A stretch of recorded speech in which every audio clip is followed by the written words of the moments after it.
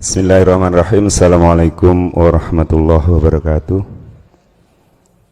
Dipun tepangaken Gus, niko termasuk santri baru, ngaku santri saking dulur-dulur Blitar nih, yang sekawan, 4 sekawan. Pun tepangaken nami kula Alaika Iskandar Mahmud saking Blitar Kolomayan Wonodadi.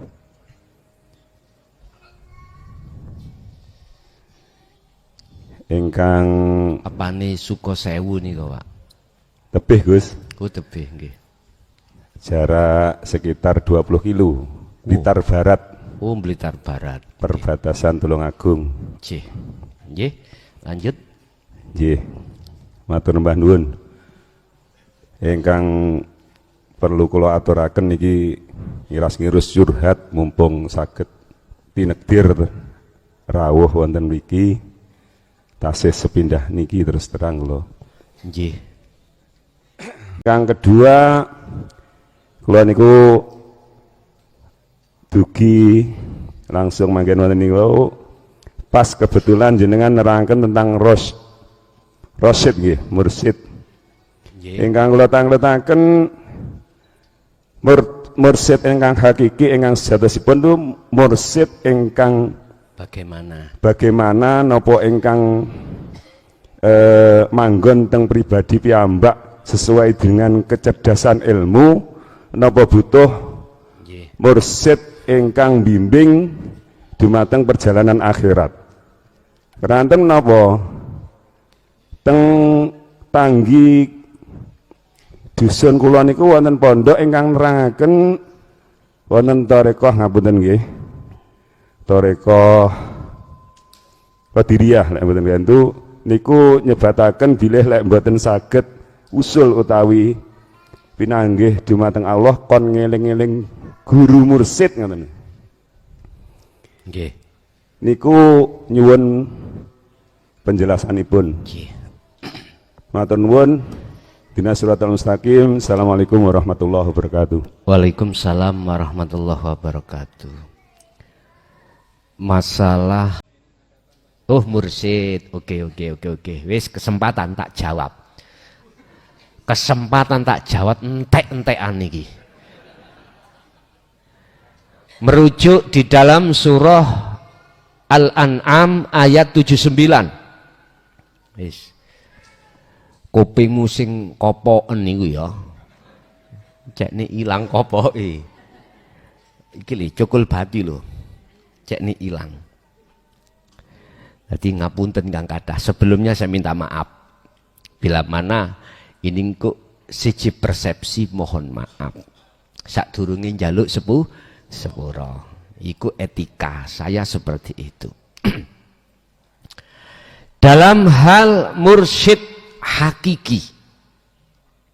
Apa sih maknanya mursyid? Sang petunjuk jalan. Sang petunjuk jalan. Nek sang penyesat jalan iku mursal jenenge.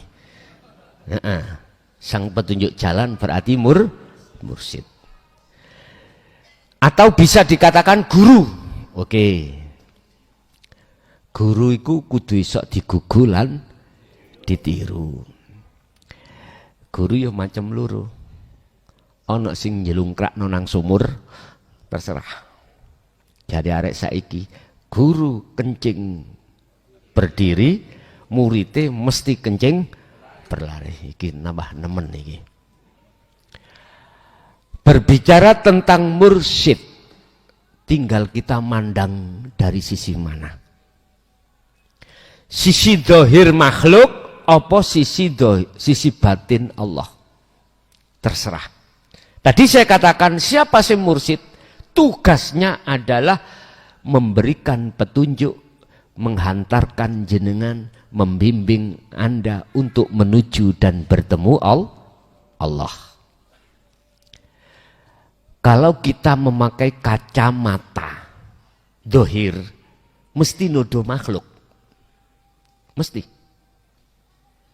Yaiku sing bimbing aku tentang keilmuan, tentang bagaimana cara saya robito, bagaimana cara saya suluk, ada di situ.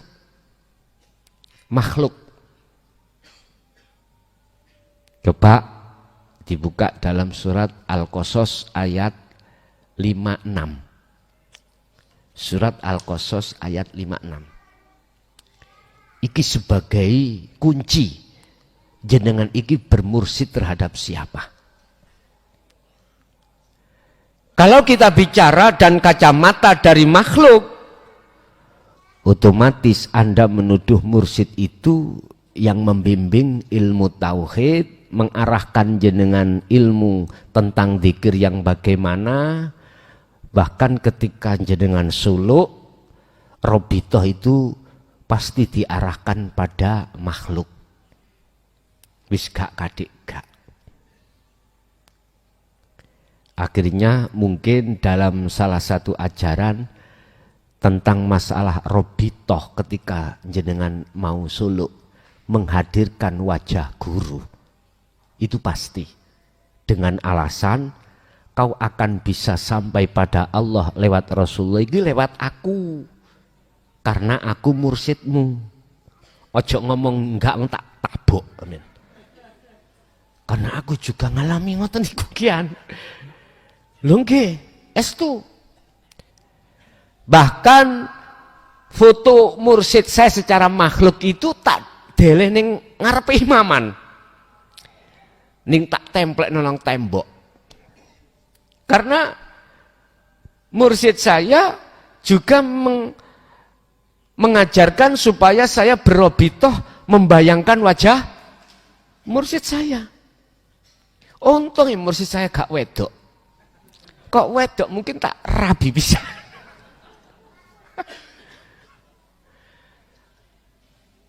Bapak Ibu hadirin jamaah rahimakumullah. Setelah kulakukan hal seperti itu, maka yang kudapatkan tidak wusul pada Allah, tapi yang kudapatkan wusul terhadap karomah. Akhirnya dengan karomah itu kujadikan sebagai kendaraan untuk mencari ma'isatud dunia. Kebutuhan, kenikmatan yang berurusan kenikmatan dunia. Kewampang Pak. Akhirnya saya ditaruh Allah di dalam makom tajrid. Makom tajrid. Ana wong lara banyu tak suwuk. Ya tak suwuk. Sampean maca apa garuh aku, padahal aku maca ngene. Garing teles tae asu itu. Sampean gak paham. Nek gak waras ya lara, obat teko penyakit lunga. Karomai muncul, lep temen Pak. Sing lara dadi waras. Nek wis kaya ngono, aku iki masuk di dalam hukum diriku menuhankan diriku. Aku telah mengikrarkan sebagai Tuhan, Tuhan. Akhirnya jenengan ngingaten. Jenengan tak dasari pasti imani seperti saya. Alhamdulillah waras coker suwuan sampean. Ati ngomong ilangi penyakit sebab suwu aku. Lah ngoten nggih? Lah gurune kucluk, muridé mesti luweh kucluk. Lho nggih niki yang terjadi. Iman tidak diseret pada Allah yang sebenarnya, tapi iman dimasukkan pada makhluk. Mohon maaf. Sekali lagi mohon maaf. Sampai kapanpun suluk saya tidak akan pernah sampai ke maqam musyahadah, kewusulan pada Allah. Mboten saged. Karena iman di dalam saya itu makhluk. Bagaimana mungkin? Bagaimana mungkin? Saya makhluk tidak bisa apa-apa itu bisa menghantarkan jenengan untuk bisa sampai pada Allah. Tadi dibuka di dalam surat Al-Qasas ayat 56. Innaka sesungguhnya kaum Muhammad, iki langsung lo Muhammad, bukan mursid-mursid menungso sing saiki langsung kanjeng Nabi. Allah berkata seperti ini, sesungguhnya kaum Muhammad ikulah tahdiman ahbabta, tidak bisa memberikan manfaat terhadap orang lain sekalipun itu kekasihmu, tidak bisa memberikan petunjuk bimbingan terhadap orang lain sekalipun itu adalah kekasihmu, tidak bisa. Orang dekat padamu, anak, istri. Masya Allah. Iki kanjeng Nabi langsung, Pak. Apa mana model kula mursid, model sampean murid zaman saiki. Lah kakean telek. Sing alasan kanggo ngene, urunan kanggo ngene, akhirnya ngelumpuk nang aku tak nikmati dhewe. Lah. Nyun sewu kula, Pak. Ngoten lho, senes jenengan mursid-mursid itu senes kula. Masya Allah. Kate ana apa hubungane ambek apa namanya pembangunan? Ayo urunan. Wah. Sing iki sakmene yuta. Gak tak akoni muridku. Yang ngejer-ngejer sampean. Lah ngoten, apa maneh harepe metu murtad kamu. Uripmu gak enak kowe ngene. Ngejer-ngejer, Pak. Karena saya enggak merasa ngaku-ngaku jadi pangeran. Nggih nyun sewu. Culekne mataku nek ana koyo ngono iku. Nggih nyun sewu lho ya, nyun sewu. Kasar tapi tak benerno, ngoten maksud kula. Tak benerno ben gak dadi salah terus. Wis. Jenengan sampai kapanpun tidak akan pernah kukenalkan maksud daripada la ilaha illa anta. Enggak mungkin. Paling mentok la ilaha illa huwa. Wis pasti, Pak. Sebab apa? Saya mengharapkan terhadap jenengan, pujaan jenengan, pujine panjenengan iku jatuhnya pada saya. Karena saya sudah mengatakan kamu bisanya sampai ke Rasulullah, sampai ke Allah, iku aku. Makanya harus robito kepadaku. Nyun sewu. Mohon maaf sebelumnya. Ngeten iki salah total. Mursid seperti saya itu salah total. Golek ana Quran oyak-oyaken. Apa oyak-oyaken bahasa Indonesia nih? Hah? Eker-eker ndak pitik, Pak. Wah, golek ana cari mulai juz pertama sampai juz akhir 30. Mulai surat Fatihah sampai surat An-Nas tentang Robito. Golek ono gak ketemu. Ketemu nih mek situ. Yang secara tegas dan jelas itu jatuh di surat Al-An'am ayat 79. Menceritakan kisah sejarah Nabi Ibrahim alaihissalam. Sebelum beliau menemukan ayat itu, beliau Nabi Ibrahim mengatakan makhluk yang berbentuk bulan, bintang, matahari sebagai Tuhan. Ini sejarah, Pak. Ini yang dialami beliau. Tapi beliau tidak merasa. Dia merasa itu bukan Tuhan ketika bulan tenggelam. Ketika yang namanya bintang tenggelam. Artinya tidak nyata lagi. Ketika matahari tenggelam tidak nyata lagi. Oh, berarti bukan Tuhan. Wong Tuhan itu sifatnya bakok kekal. Oh, bukan. Akhirnya Allah memberikan jawaban surat Al-An'am 79 berbunyi inni wajjahtu wajhiya. Kepada siapa? Lillazi sifate. Ka ana ning Quran inni wajjahtu wa ustadi. Ora enak. Wah mursidi ora enek. Aku iki bukan ahli Quran, Pak. Bukan hafid, bukan. Itu bukan. Tapi pernah waktu dulu di mana itu di Tambak Beras, pernah saya itu menghafalkan Al-Quran itu dapat 2 juz. biyen eling saiki lali. Ati mentok tutuk rong jus wis mblenger. Kata teruske. Wis nyuwun sewu. Saya bukan hafid. Jujur saya bukan ahli Quran. Cuman setahu saya di dalam Al-Quran itu tentang robitoh penghadapan tidak boleh terhadap makhluk. Wajah tu wajhiya. Wajhiya itu adalah Allah. Ini tak tulis ini ya. Iku nak layari mboten? Wonten, oke. Ini wajah tu. Wajhiya. Nyun sewu Pak.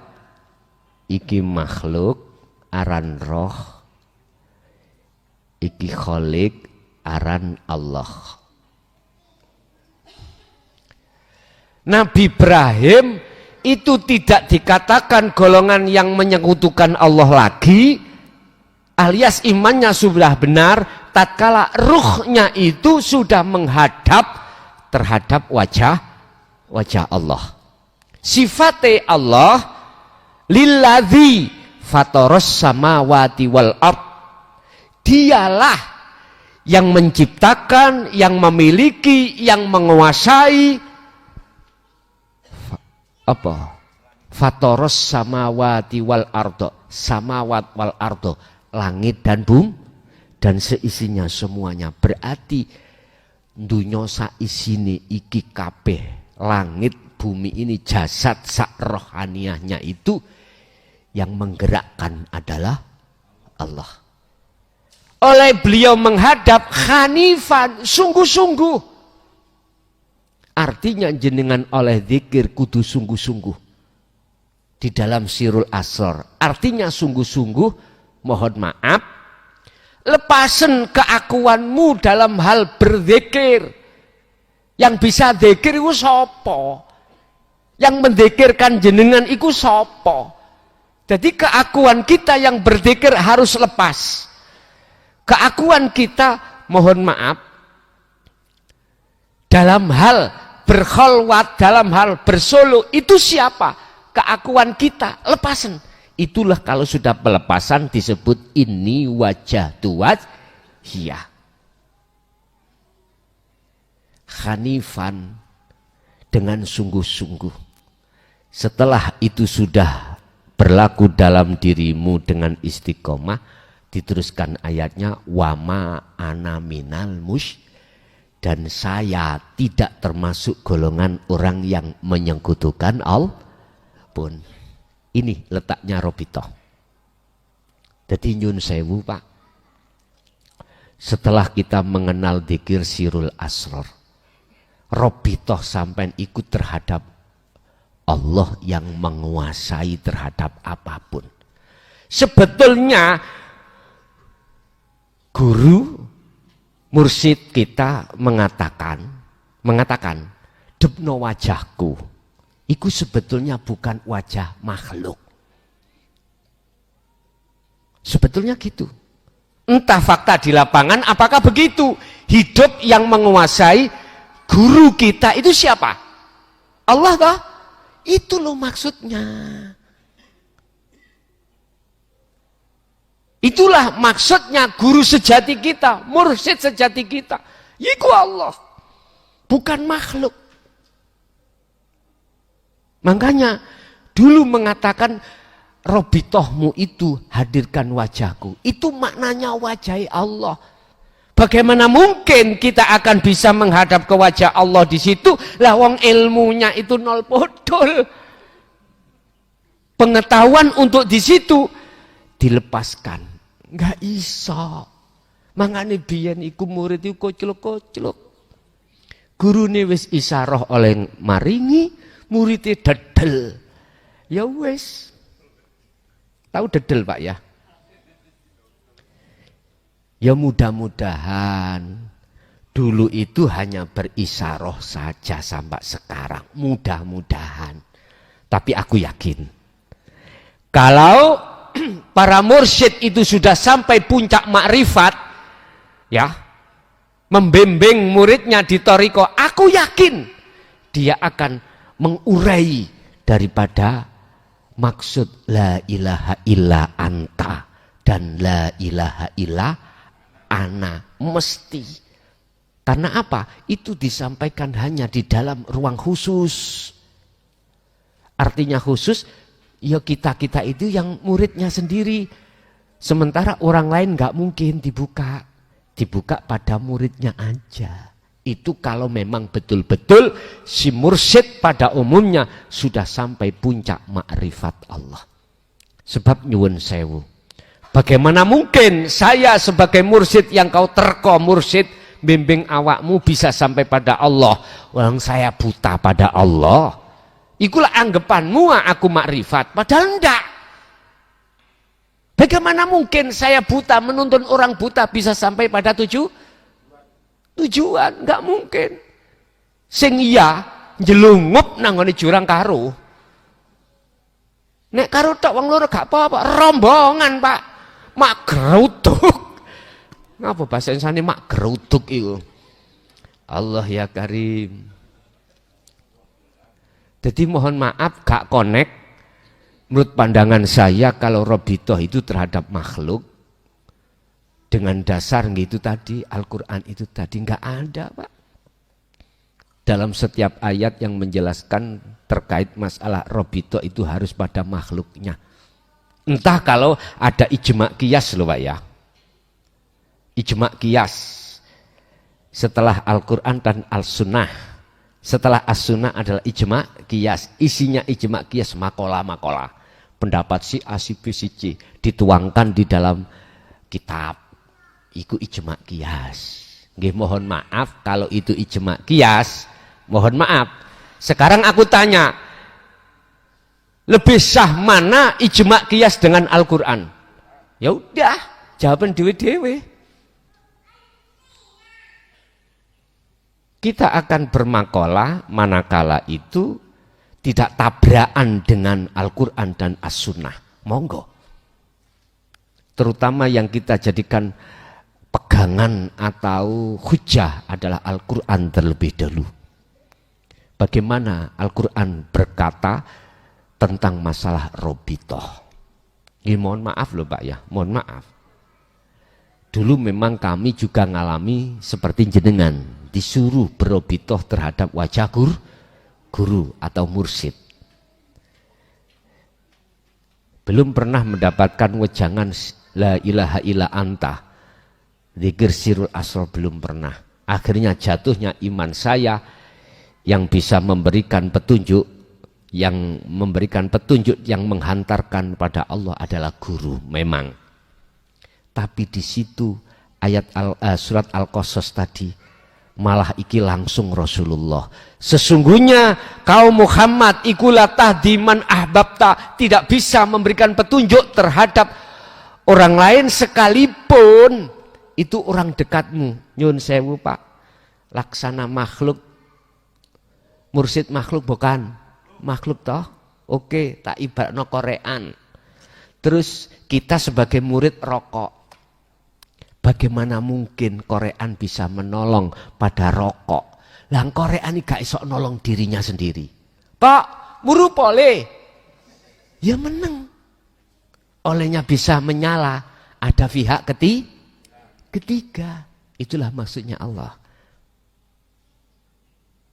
Berhubung kita tidak mendapatkan sirul asrab, bagaimana mungkin Anda bisa connect sambung taline nanggone pihak ketiga? Oh, enggak iso. Tapi ketika saat jenengan paham dari sirul asrornya, maka itulah memahamkan yang pihak ketiga tadi. Oh, kok gak diangkat, ono sing ngangkat, lan sing ngorekno ya korean gak bisa menyala. Wis paham ya? Sama sebetulnya itu. Terus siapa ya Rasul, ya Allah yang memberikan petunjuk? Ya Gusti, siapa yang memberikan petunjuk kalau bukan saya sebagai makhluk Muhammad? Dijawab walakinnallaha yahdi may yasha. Tetapi yang bisa memberikan petunjuk adalah Allah terhadap hamba yang dikehendaki. Artinya Pak, ayat itu jenengan ojo ndelok makhluke Muhammad, ndelok Allah. Allah bertajalli pada Muhammad, akhirnya seakan-akan Muhammad itu yang membimbing, yang memberikan petunjuk.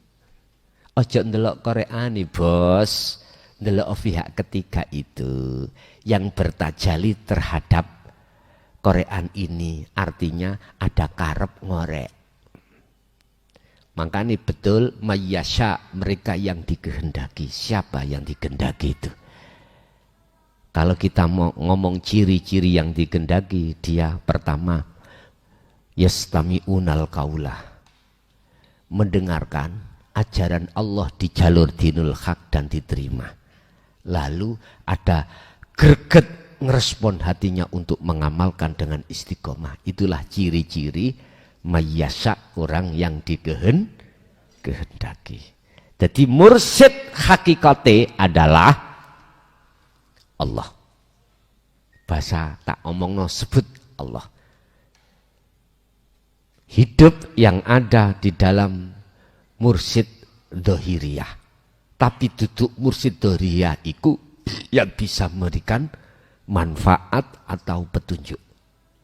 Atau mursyid ini tidak di pandangan manusia disebut mursyid karena dia tidak punya pengikut.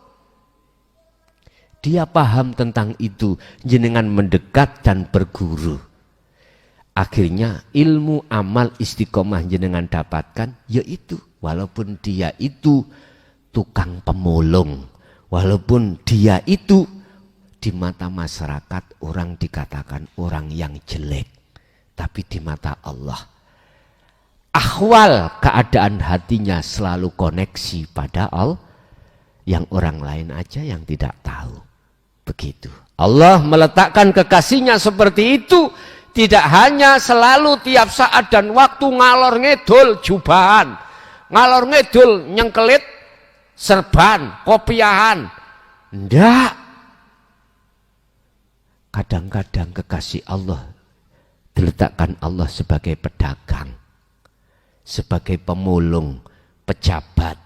Bahkan ono sing dadekno lonte. Tahu lonte? Wanita nakal. Kan ada ceritanya hadis ya. Di tengah-tengah sampean niku ono mantan niku. Tapi kata duduno sampean. Kan wis tak ceritani toh? Sudah. Tiap saat dan waktu dia selalu melayani hidung. Suatu saat dia itu sepi Pak. Akhirnya masukan nggak ada. Akhirnya rawuh ke rumah saya minta penglarisan. Wis akhir tak kei penglarisan dalam surat Yusuf. Saking larise gak mampu. Wis tiap saat dan waktu duitnya ukeh tapi gak mampu keadaannya. Akhirnya rawuh maneh tolong dicabut Gus. Tobat nanti saiki gak gelem rabi, ya toh? Gak gelem rabi. Estu gak gelem rabi, tak takai kuwi gak gelem rabi nyapa kula rabi mbek Gusti Allah ae. Jadi ngoten nek wis aku cintai nang Allah tok. Nganti saiki coba. Ya apa? Kan kita tidak tahu toh, Pak. Makanya jangan melihat orang jelek secara dohirnya, jangan. Jangan kau vonis dia pasti jelek di mata Allah, jangan. Kita tidak tahu bagaimana keadaan rohaniyahnya hatinya itu. Dia berzikir atau tidak, kita orang lain tidak tahu. Innallaha la yanduru ila suwarikum wa amwalikum. Allah tidak melihat status fisikmu, tapi walakinnallaha yanduru fi qulubikum. Allah melihat status keadaan hatimu. Illa liya'budun atau tidak. Oke, ada lagi? Cukup? Oke. Bapak Ibu hadirin jamaah rahimakumullah, itulah apa yang telah kita terima dari Allah. Semoga menjadi satu ilmu yang bermanfaat, barokah terhadap keluarga kita ila yaumiddin. Lahumul Fatihah. Bismillahirrahmanirrahim.